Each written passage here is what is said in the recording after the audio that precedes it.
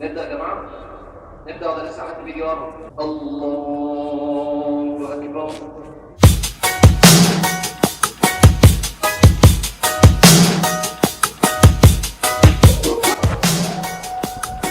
صباح الخير، عيد سعيد عليكم. شكرا على أول 1000 لايك نعديه على الفيسبوك. احنا خلصنا صلاة بقى وهنروح نتفرج على مذبحة. I just wanna stay in the sun where I find لسه في زيت في تاني. in the sun's peace of mind. انا كنت مخطط حاجة تانية للفيديو دوت، بس يعني اللي شفته النهاردة خلاني غيرت الخطة وخلاني غيرت الكلام كله. بقالي فترة ما بنزلش مثلا اقف اتفرج بقى في العيد الجزار بيعمل ايه والكلام ده، بس على ما افتكر ان ما كانش او كان الجزار بيذبح على الشريعه الاسلاميه. طبعا انا ولا شيخ، يعني مش شيخ ولا داعيه ولا يعني بفهم على قدي. المهم ان الناس كلها يعني مرصص العجول كلها قدامه، يعني مثلا الصف طويل كده، يجيب اي عجل يحطه قدام العجول كلها يذبح قدامهم.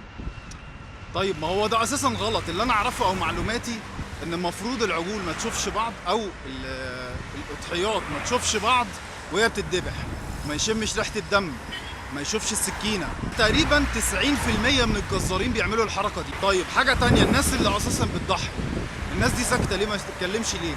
المفروض اللي بيضحي ان هو فاهم في الموضوع دوت يعني. طب ليه ما يقولش او يعني يعترض ان هو الموضوع بيتذبح او الذبيحه تتذبح بالشكل ده؟ فهو موضوع فيه كلام كتير، بس انا ما حبيتش اصور اكتر. الدم كان كتير، حبيتش اوضح دوت يعني. دي خلتني اغير فكرتي اصلا عن الفلوج النهارده، لان انا كنت حاطط في دماغي حاجه معينه. اللي انا شفته النهارده ده خلاني غيرت الموضوع كله. الموضوع كله اتغير بالنسبه لي. فيا ريت بس الناس تراعي ربنا شويه في اللي هي بتعمله يعني. اي حاجه بقى اهو، اذا كان الذبح في شك. في واحد واقف اهو. ازيك عامل ايه؟ حسام طيب.